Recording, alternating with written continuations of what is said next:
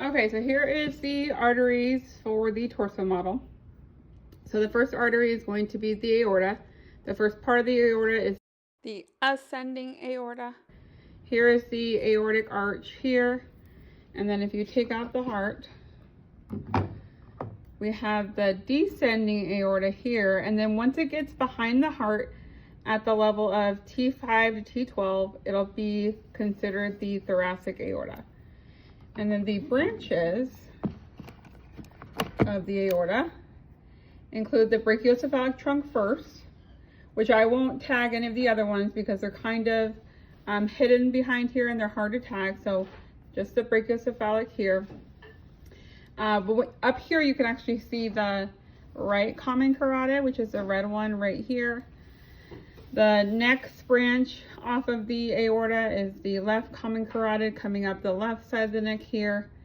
And then the last one off the aortic arch is the left subclavian, which you can see right here. Again, I won't probably tag these here on this particular model, but you can see them there.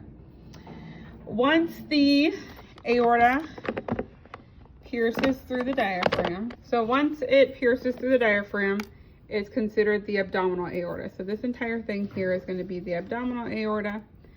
The first branch off the abdominal aorta is the celiac trunk here. It does have two branches, which are the common hepatic artery and then the splenic artery. Now the common hepatic artery you can't see, but you can see it on the actual liver that is in the torso model.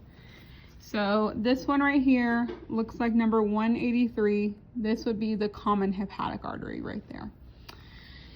And then for the splenic artery, I have to put the intestines back in. But this red artery coming here, going all the way this way to the spleen, that would be the splenic artery. And you can actually see part of the common hepatic over here, but I would tag it right there on the actual liver, common hepatic artery.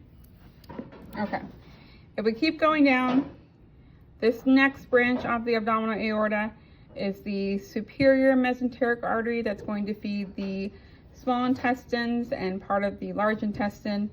If we keep going, over here is going to be the right renal artery towards the kidney. Renal means kidney.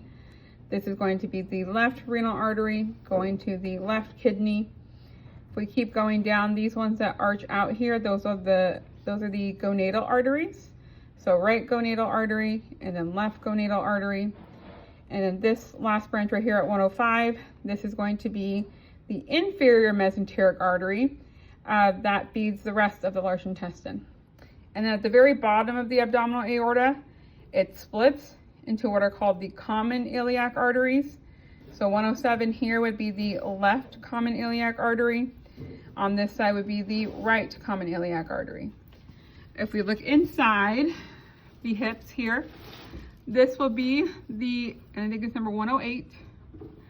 This one will be the left internal iliac artery, the right internal iliac artery, and then once we get outside where those internals are, all of this will be external iliac. So right external iliac artery and left external iliac artery. Once we get past the hips, on the leg, it would be the femoral artery. And I won't tag it on here because it's too close to the hips. I would tag that on the vessel board model. But those are all the main arteries that you can see on the torso model.